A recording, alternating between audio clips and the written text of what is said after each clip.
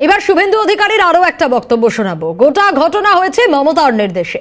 বসিরহাটের এসপির মাধ্যমে এই নির্দেশ যখন দেগঙ্গা শাসন পেরোতে হয় তখন পুলিশ বলে দিয়েছে শাহজাহানকে, এর জন্য রাজ্য পুলিশ দায়ী। আমি কেন্দ্রীয় এজেন্সিকে বলবো গরু কয়লা পাচারে জড়িত আইপিএসদের একাংশ। একটু শোনাই কি বলেছেন শুভেন্দু অধিকারী।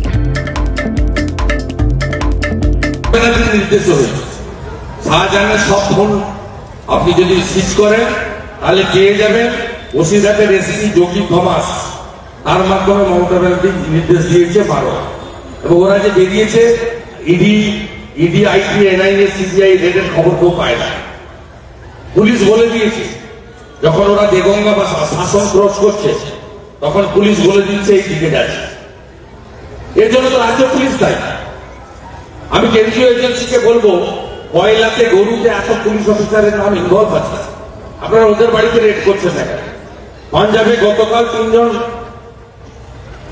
পুলিশের এসপির বাড়িতে রেড হয়েছে, পশ্চিমবঙ্গে হচ্ছে না কেন? এই মুর্শিদাবাদ জেলায় বীরভূম জেলায় গরু পাচারের সঙ্গে 100 জন ইন্সপেক্টর, সাব ইন্সপেক্টর এবং এসপি র্যাঙ্কের 10 জন অফিসার অন্তত যুক্ত আছে, পুলিশের খাতায় নাম আছে। কেন তাদের বিরুদ্ধে ব্যবস্থা নিচ্ছে? 9 জন আইপিএস কে দিল্লিতে ডেকেছিলেন কয়লা কেসে, আকাশ মাগারিয়া থেকে শুরু করে কোটেশ্বর রাও পর্যন্ত, স্যামসিং। এদেরকে চুলের মুঠি ধরে ঢুকাচ্ছেন না কেন? এই আইপিএস দের বিরুদ্ধে সেকশন অফ আইপিএস, এদের বিরুদ্ধে যদি ব্যবস্থা আপনারা না নিতে পারেন, আপনারা ছত্তিশগড়ে নিতে পারেন, আইসরা জেলের ভিতরে থাকে, মনীষ জেল কেন বাইরে থাকে? আপনি পাঞ্জাবে অ্যাকশন নিয়েছেন কালকে, এদের বিরুদ্ধে নিন, সব ঠিক হয়ে যাবে। বসিরহাটের এসপি যোগী থমাস, তিনি মমতা ব্যানার্জির নির্দেশ শাহজাহানকে দিয়েছেন যে ফেরো, মারো, গাড়ি মারো, আমরা আছি দেখে নেব। দিস ইজ বেঙ্গল পুলিশ, এদের নাম হচ্ছে মমতা পুলিশ।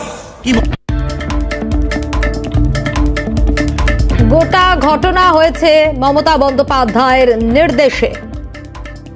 বসিরহাটের এসপির মাধ্যমে এই নির্দেশ যখন দেগঙ্গা শাসন পেরোতে হয় তখন পুলিশ বলে দিয়েছে শাহজাহানকে, এর জন্যই রাজ্য পুলিশ দায়ী। আমি কেন্দ্রীয় এজেন্সিকে বলবো কয়লা গরু পাচারে জড়িত আইপিএসদের একাংশ। এদের বাড়িতে হানা দিচ্ছেন না কেন আপনারা?